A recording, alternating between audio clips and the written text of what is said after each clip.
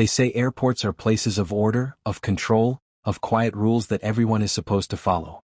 But on this night in Atlanta, order shattered in one sentence. Before we continue, hit that like button and subscribe because what you're about to hear will leave you absolutely speechless. Your seat doesn't exist. The gate agent's voice was sharp enough to cut through the hum of rolling suitcases and boarding calls. Passengers in line froze, eyes sliding toward the black woman standing at the front. Linda Johnson. Boarding pass in hand. Not causing trouble, not out of place, just ready to fly to New York. Yet in that moment, her existence was being erased with the flick of a scanner. And here's the second blow that left the whole terminal stunned. The very plane she was being denied from? Her husband was in the cockpit, preparing to command the flight. Captain Marcus Johnson, the man trusted to carry 200 lives into the sky. So let me ask you, was this just a random boarding error? Or was it a system built to humiliate her because she was black? The crowd shifted, whispers rising like static. White passengers were gliding through the jet bridge without a pause, their passes beeping green. But Linda? Her pass got scanned once, then again. The machine didn't reject it. The system wasn't broken. But the agent's eyes said everything. Suspicion, doubt, power wrapped in a blue uniform. Linda tried to steady her voice. This is my ticket. I checked in online. That's my seat. The agent leaned closer, lowering her tone so only Linda could hear. Not anymore. This isn't your flight. Try another airline. It was like being shoved without a hand touching her. People in line craned their necks. Some smirked. Others pulled out their phones. Humiliation spread across her skin like fire, but she refused to back down. She thought about her son waiting in New York, graduating from Columbia University. She thought about the promise she made, that she would be there, front row, watching him walk across the stage. Every second stretched out like a spotlight.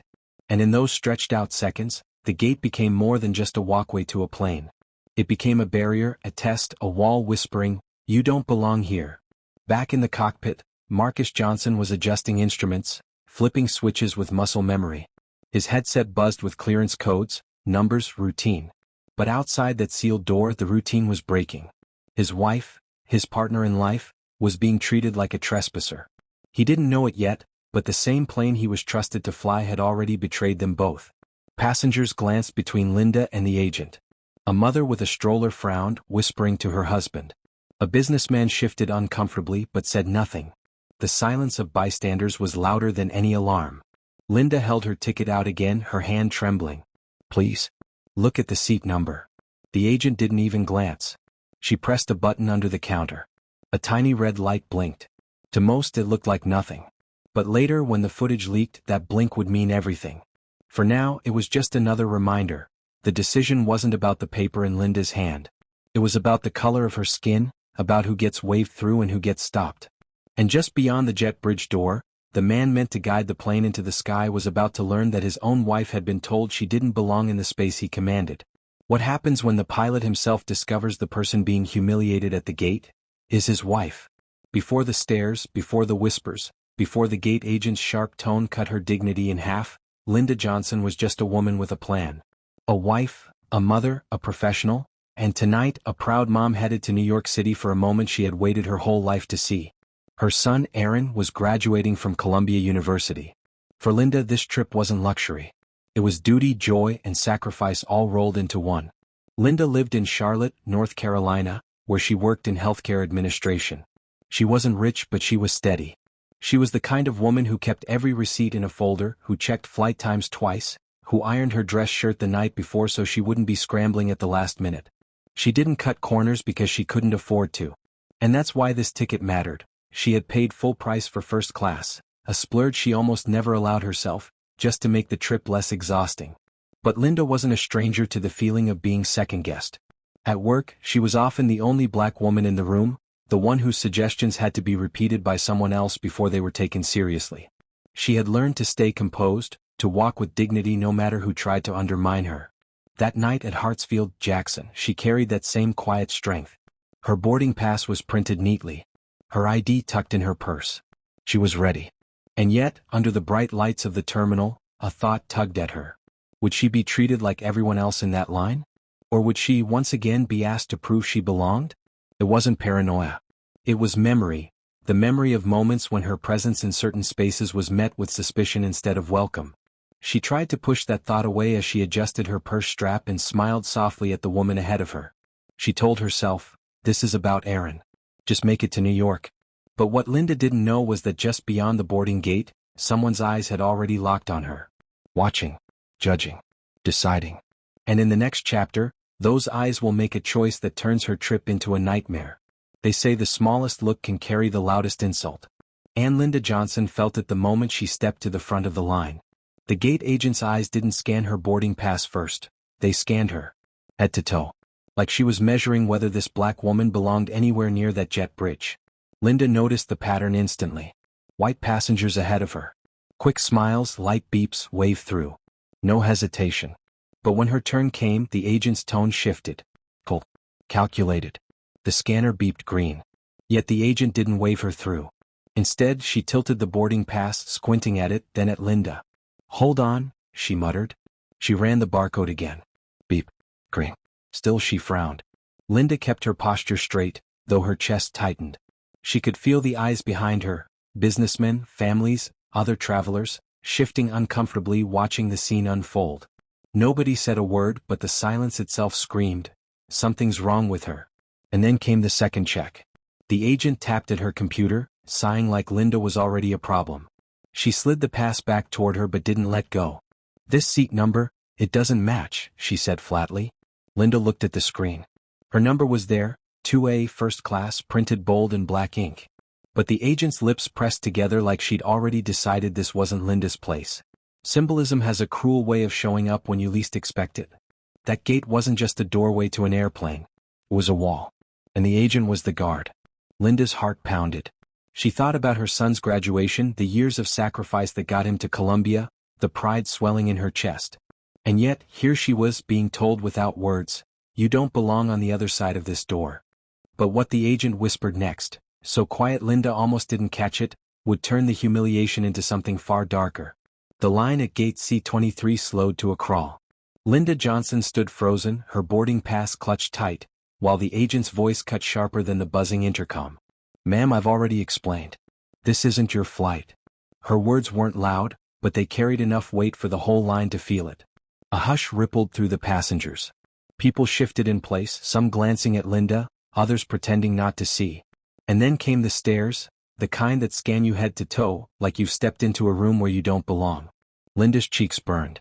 She had flown dozens of times, but this was different. This wasn't about security or policy or operational necessity. This was about something else. "I bought this ticket weeks ago," Linda said softly, trying to steady her voice. She held up her phone, the digital boarding pass glowing bright on the screen. "It clearly says first class, seat 2A. But the gate agent barely looked. Instead, she leaned in, her tone dripping with discretion. "Try another airline. This one isn't for you." That's when the crowd came alive. A man in a business suit whispered, "What's going on?" A woman in yoga pants pulled out her phone, already recording. Another passenger muttered, "She's holding up the line." Every second stretched long. Linda's body stiffened, caught between the humiliation of being told she didn't belong and the fear of pushing back too hard. Because in America, a black woman raising her voice is always a risk. She glanced at the agent again. Cold eyes. No explanation. Just a wall. And then the words hit like a slap. "Your seat doesn't exist." The line erupted. Gasp. Whispers. Someone scoffed, "How does a seat not exist?" The absurdity of it made the sting even worse. Linda's hands trembled, not from weakness, but from the heavy weight of being targeted in plain sight. Imagine this happening to you. You've paid, you've prepared, you've dressed with pride for your son's graduation, and right at the doorway you're told, "You don't belong here." Would you stay calm or would you snap? Linda chose calm. At least on the outside. Inside, her chest ached. Every heartbeat felt like betrayal. And as the phones kept recording, she realized something chilling. This wasn't just about her. This was about a system where random checks never feel random when your skin is black. Passengers shifted impatiently. The line was stuck. Tension swelled like a storm about to break. Linda opened her mouth to argue one more time. But that's when the agent leaned closer, her voice almost a whisper, "Step aside or I'll have security escort you." The words froze her in place. And at that exact moment, the intercom crackled overhead. A pilot's name was called to report to the cockpit. And that name was Marcus Johnson. While Linda's humiliation was unfolding at the gate, Marcus Johnson sat strapped into the left seat of the cockpit.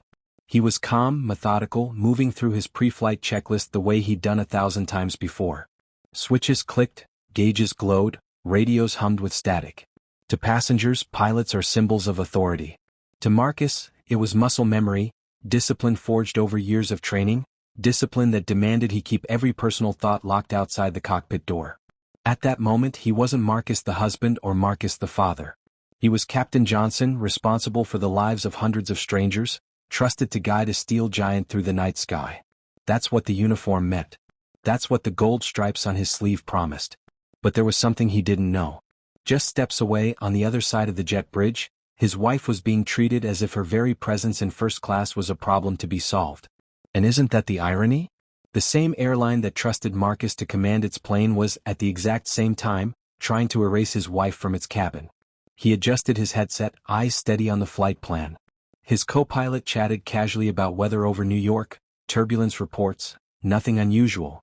Marcus nodded, but somewhere in his chest, a strange unease stirred, like a low rumble of thunder before the storm shows its face. Foreshadow is cruel when you're living it. He couldn't see the phones recording at the gate. He couldn't hear the gate agent whispering, "Try another airline." But the storm was coming for him, whether he knew it or not. Because in less than 10 minutes, the calm rhythm of checklist and clearance would be broken. A knock would come at the cockpit door. And with it, news that no pilot, no husband, should ever have to process mid-flight. And that's where the question lands. What happens when the man trusted to fly the plane learns that his own family isn't trusted to sit inside it? Hours later, when the airline tried to downplay the incident as a boarding error, something surfaced that tore that excuse apart. Security footage from the gate leaked online. The video didn't show chaos or a mistake or even confusion. What it showed was far quieter and far more deliberate.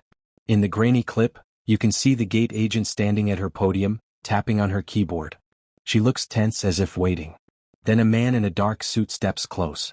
Not a passenger, not a uniformed officer, a supervisor.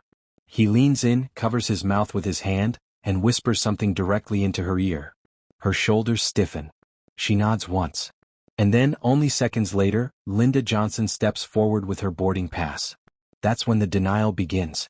The scanning, the questioning, the claim that her seat didn't exist. This wasn't random. This wasn't about operational necessity. It was instruction. But the footage doesn't include sound. So the question that haunted everyone was simple. What exactly was whispered? Was it a quiet order to bump a passenger? Was it a warning about who belongs in first class? Or was it something even darker? A move designed to test Marcus Johnson himself, the only black captain scheduled to fly that route? Because think about it. How many boarding errors start with a whisper from a supervisor? How many times does policy come down like a secret message, unseen by the passengers who will suffer its consequences? The clip spread fast. Social media didn't buy the airline's explanation. People paused, rewound, slowed it down frame by frame. Everyone saw the same thing. A system hiding behind smiles and scripted words, while the real decisions were made in shadows. And that shadow had a face. The man in the suit. The whisper that triggered it all. But here's the problem. Marcus Johnson hadn't seen that footage yet. He was still in the cockpit, waiting for clearance, unaware that the decision to humiliate his wife wasn't a mistake. It was a message. And when that message finally reached him, everything changed. In the cockpit, Marcus Johnson adjusted the throttle levers with a steady hand. For him this was routine. Pre-flight checks, engine readouts, weather briefings. A world where rules mattered and discipline was everything. Up here, 30,000 feet above politics and prejudice, he believed he had carved out a safe space for himself. The uniform, the captain's bars, the title, they were supposed to protect him. But then came the knock on the cockpit door. Not the crisp tap of a flight attendant confirming catering, not the hum of a ground crewman. This knock carried hesitation. The first officer cracked the door. A young attendant leaned in, whispering. Marcus caught only fragments at first. Your wife, at the gate, not allowed. His hands froze on the checklist. He pulled the door wider. What did you say? The attendant's eyes flickered with unease. They stopped her. Said her ticket didn't scan. She's not on board. Marcus's heart slammed against his chest. His wife Linda, denied? On his flight? On the very plane where he was entrusted with hundreds of lives? For a moment he clung to procedure. Maybe it was a clerical error. Maybe a boarding pass misprint. He wanted to believe the system he had served faithfully for 20 years would never humiliate his family. But deep down, another voice whispered, "You know what this is. You've seen it before." He thought back to the nights he reassured Linda after she told him about being followed in luxury stores, or ignored by waitstaff in hotel lounges. "Up here I'm respected," he had told her. "Up here I'm safe." But now the ground had reached into the sky, dragging him back into the same ugly reality. The first officer shifted uncomfortably. "Captain, do you want to proceed with pushback?" Pushback. The simple word felt cruel. How could he push back an aircraft when his wife had been pushed aside like she didn't belong? Marcus closed his eyes. Duty told him to stay seated, to honor his oath, to carry the passengers waiting behind him. But dignity told him something else. That silence would make him complicit. That flying this plane would mean accepting the idea that his wife's humiliation was operational necessity. He unbuckled his harness. The cockpit felt suddenly smaller, the air heavier. His headset slid from his ears as if in slow motion. Passengers outside the cockpit had no idea what was happening. To them it was just a normal delay. But inside, Marcus Johnson faced the most impossible choice of his career: remain the professional captain they expected, or stand as the husband who refused to let his family be shamed. The young attendant hesitated in the doorway. "Captain, should I tell them you'll stay seated?" Marcus rose to his full height, his voice calm but final. "No. Tell them I'll handle this myself." And as he stepped out of the cockpit, leaving behind the safety of the only space that had ever felt like home, the entire cabin turned to watch. The question now wasn't just whether the plane would leave on time. It was whether the pilot would leave at all. Marcus sat frozen in the captain's chair, the hum of the cockpit around him, every light blinking steady, every system ready. But his heart was not.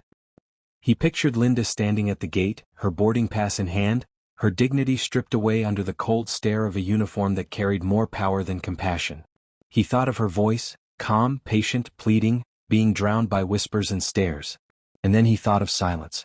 His silence if he stayed put. With one slow breath, Marcus removed his headset.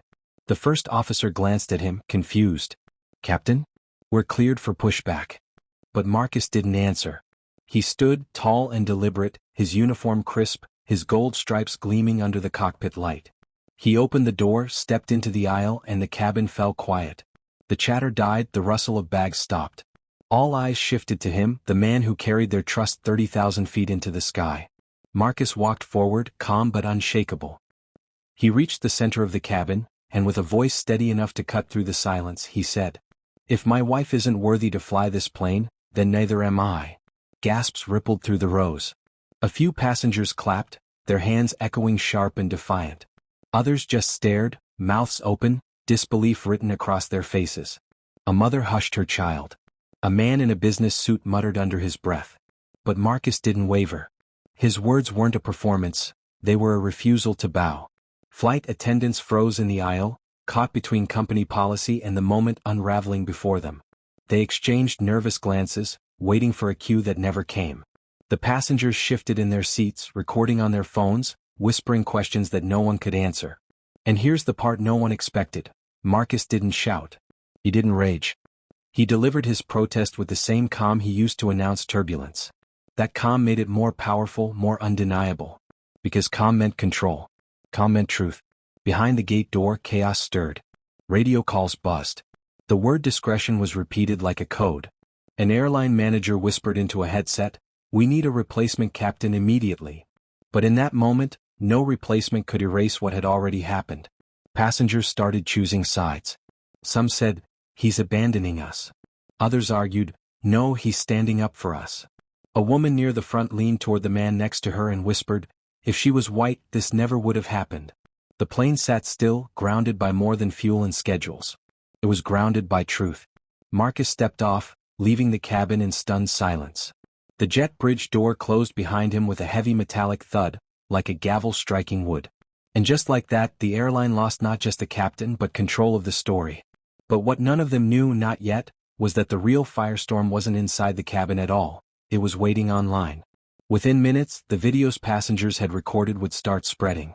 Headlines were about to be written, debates ignited, reputations shattered. And as the first upload hit social media, one question rose louder than all others. Had the airline just tried to erase more than a boarding pass? The walkout should have been the end of it. A captain refusing to fly, an airline scrambling to replace him, passengers rescheduled and fuming. But in 2025, nothing stays hidden. Within minutes, shaky phone videos from the cabin were online. One clip showed Marcus walking down the aisle, his uniform crisp, his voice calm but cutting. "If my wife isn't worthy to fly this plane, then neither am I." Another showed Linda at the gate, clutching her boarding pass while an agent blocked her path. The internet did what it always does, it split the country in half. Hashtags lit up Twitter and TikTok, hashtag grounded for justice, hashtag pilot walkout, and the one that caught fire the fastest, hashtag flying while black. Some praised Marcus as a hero. "That's how you use your power. Protect your family. Protect your dignity," one comment read. Another added, "He risked his career but he stood on principle. That's leadership." But not everyone agreed. Critics flooded in too. "A captain walking out on duty is unprofessional. Hundreds of passengers stranded because of his personal issues." Another sneered, "If you can't handle airline policy, maybe you shouldn't be in the cockpit." And that's the question, isn't it? Was Marcus wrong for putting dignity above duty? Or was he right for refusing to fly for an airline that humiliated his wife? Tell me, if it were you, would you still sit in that cockpit? Or would you walk out too? Drop your answer in the comments. Meanwhile, news outlets smelled blood. CNN looped the videos under the banner, "Pilot walks out over alleged racism." Fox ran their own, "Airline chaos after captain abandons flight."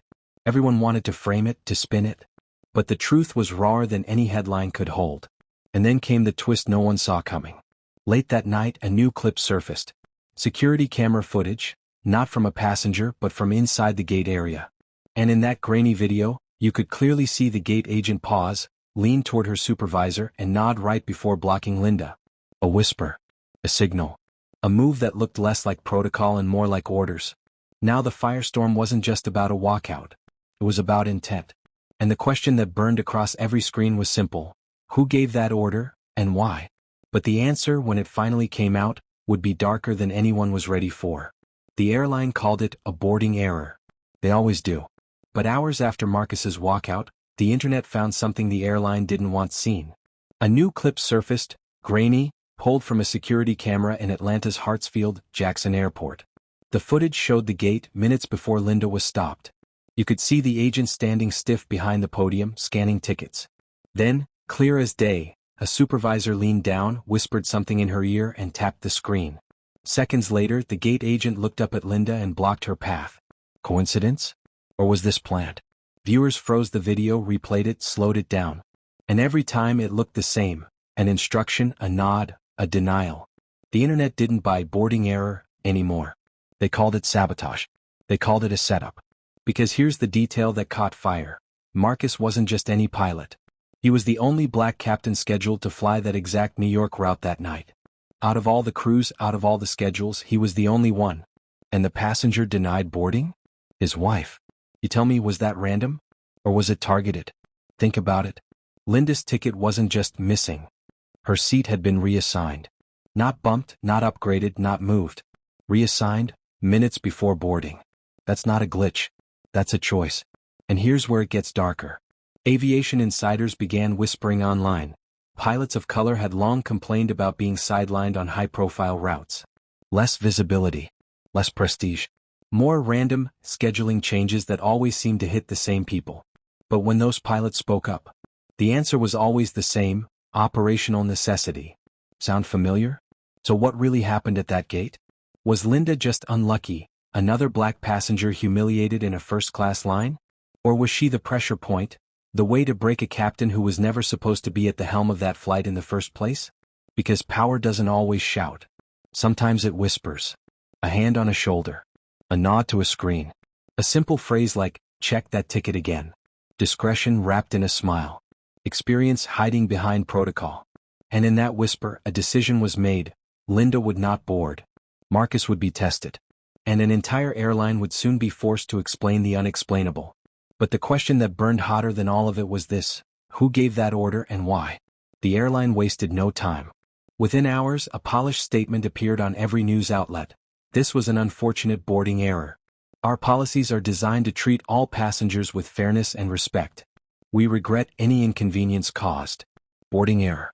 2 words meant to shut down the story. 2 words meant to erase humiliation, power, and intent. But the public wasn't buying it.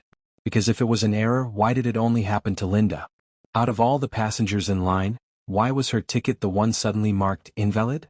And why, minutes before boarding, had her seat been reassigned not to an empty spot in coach, not even to another flight, but to a white passenger who walked on without a pause? The airline called it operational necessity. But the internet called it what it looked like: discretion used as a weapon. A human choice dressed up as policy. Journalists started digging. Employees whispered anonymously. One insider claimed this wasn't the first time.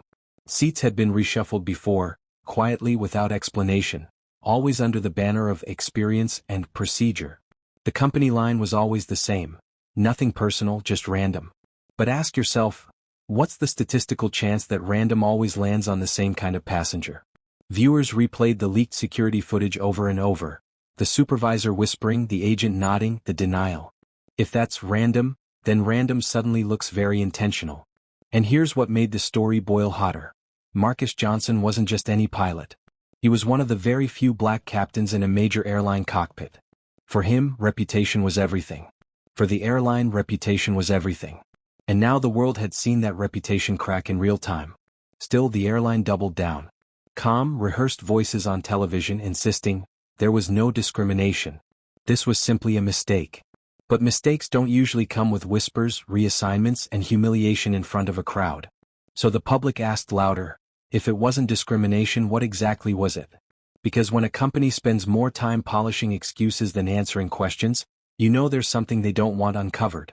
And that's when the outrage began to move beyond statements and hashtags, straight into the streets. It didn't take long for the story to leave the airport and flood the world.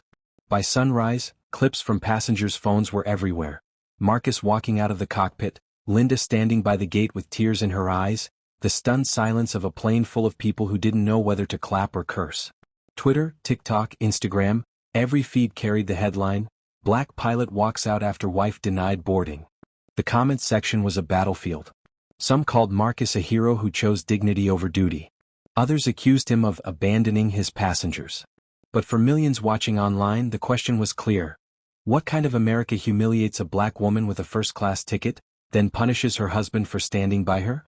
Within hours, hashtags surged to the top of trending lists. Hashtag flying while black. Hashtag grounded for justice. Hashtag boarding while black. Activists began tagging the airline directly, demanding accountability. Civil rights lawyers saw opportunity. Aviation unions whispered about solidarity. Ordinary travelers began sharing their own quiet humiliations, being randomly selected again and again, being asked to prove a boarding pass while others strolled by unchecked, being stared down for daring to sit in first class. The anger was personal. And it wasn't just about Linda anymore, it was about every black traveler who had ever felt invisible until it was time to be inspected. At church gatherings, in barber shops, in group chats, the debate deepened. Some said Marcus should have stayed in that cockpit, flown the plane, and handled the matter later. Others said his walkout was the most powerful form of protest, refusing to lift a single wheel off the ground until his wife's dignity was restored. And yet, a darker thought began to spread. Was Linda targeted not only because she was black, but because of who her husband was? The only black captain scheduled for that route, humiliated through her, silenced through her. For many watching, that possibility turned outrage into fury. But the airline's silence made things worse. No apology. No acknowledgement. Just carefully worded statements about operational necessity and boarding procedures under review. Cold corporate language poured gasoline on the fire. And then came the rallies. At airports from Atlanta to New York, small groups of protesters carried signs, "She paid for her seat. We belong here. Dignity has no boarding zone." Travelers stopped to record, some nodding in agreement, others shaking their heads. The tension spilled far beyond one flight. It became a mirror of the nation itself. Imagine walking into first class with your boarding pass in hand, only to be told you don't belong. Imagine looking around and realizing every eye is waiting to see how you'll react. Would you keep quiet to avoid a scene? Or would you do what Marcus did? Risk everything to show the world that silence costs more than disruption? And just when the outrage felt unstoppable, something unexpected happened. Union leaders and airline insiders began whispering that the company's executives were meeting behind closed doors. Someone with influence had demanded Linda be stopped at the gate. But who had that kind of power? The anger was no longer just on the outside. It was spreading inside the very system that tried to bury it. And the next chapter of this story? It would reveal who exactly gave that whispered order.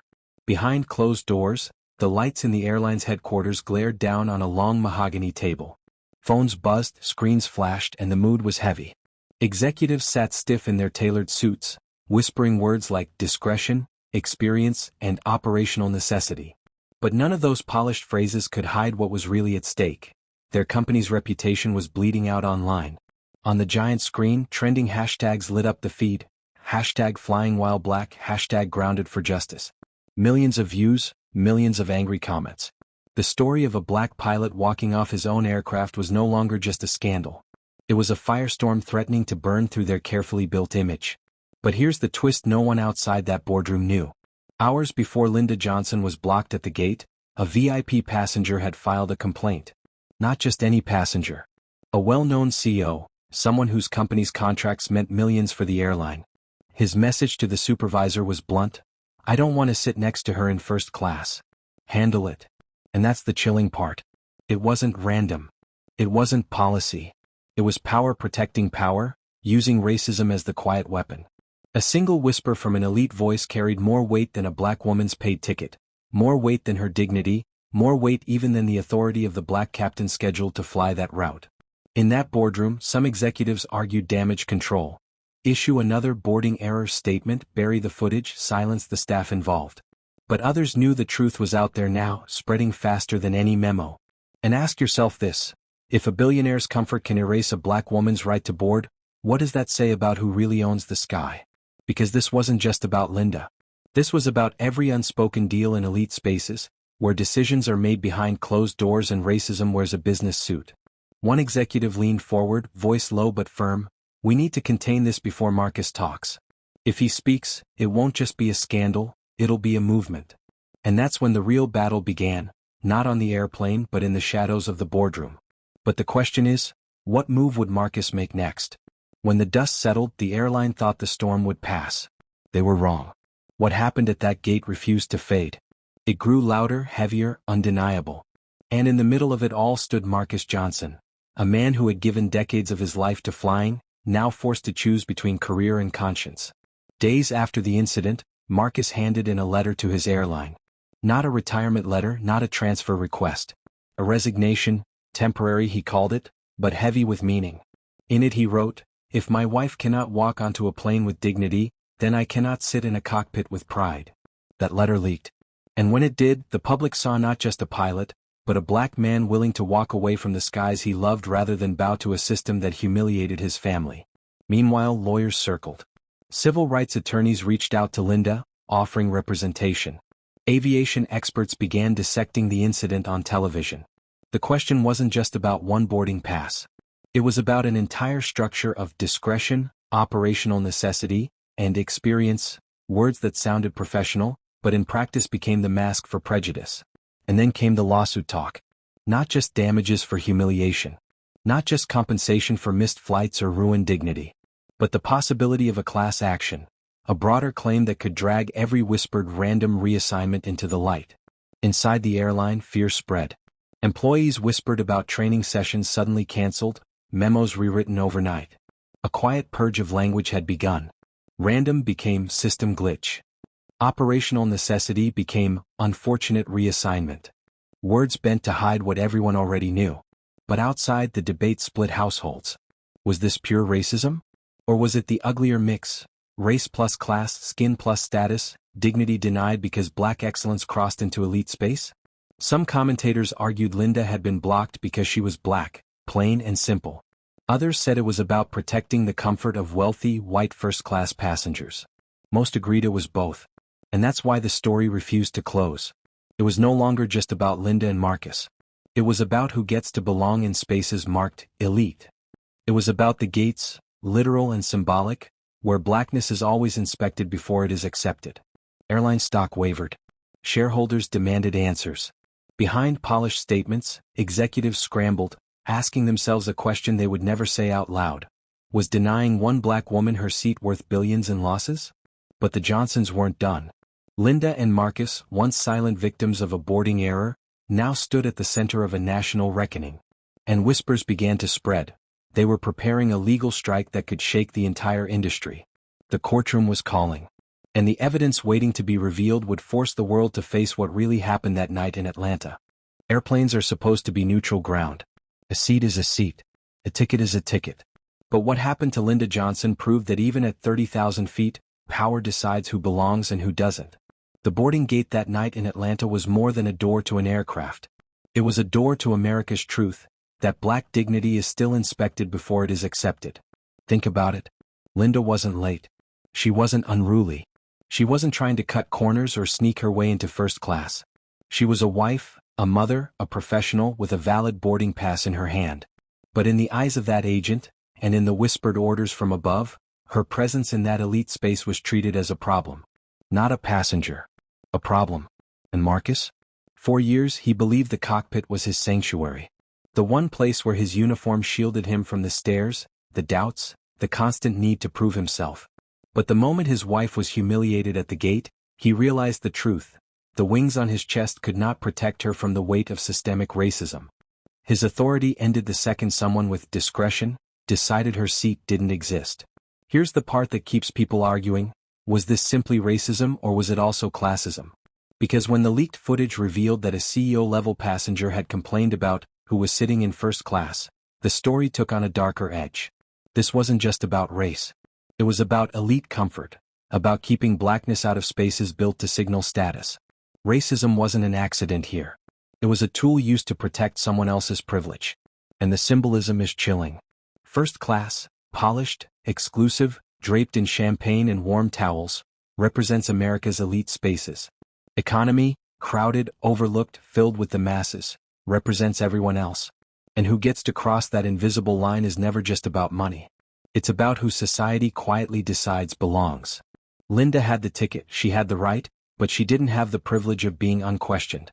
The lawsuit that followed may cost the airline billions. Stock prices may tumble. PR campaigns may spin this as a misunderstanding. But none of that changes what every black traveler watching that video felt in their gut. That no matter how high you climb, no matter how much you achieve, there is always someone ready to remind you that your presence makes them uncomfortable. So let me ask you, what would you have done if you were Marcus? Would you have stayed in that cockpit, flying passengers across the country while your wife sat humiliated in the terminal? Or would you have walked out, risking your career, your paycheck, your reputation just to prove a point that should never have needed proving? Because that's the real open question. This story isn't just about Linda and Marcus. It's about every one of us who's been told in subtle ways that we don't belong. It's about every gate, every door, every space where blackness is quietly policed while others move freely. And maybe that's why this story struck such a nerve. Because deep down, people know the truth. Linda wasn't denied because of a ticket error. She was denied because power never likes to see dignity walk through its gates. So the next time you see someone being singled out at a gate or questioned in a lounge or stared down in first class, ask yourself, is this just procedure, or is it prejudice wrapped in policy? And maybe the bigger question is this. In a world where racism wears a suit and hides behind the word random, who among us will have the courage to walk out like Marcus and say, enough? Subscribe and be part of the movement to call it out.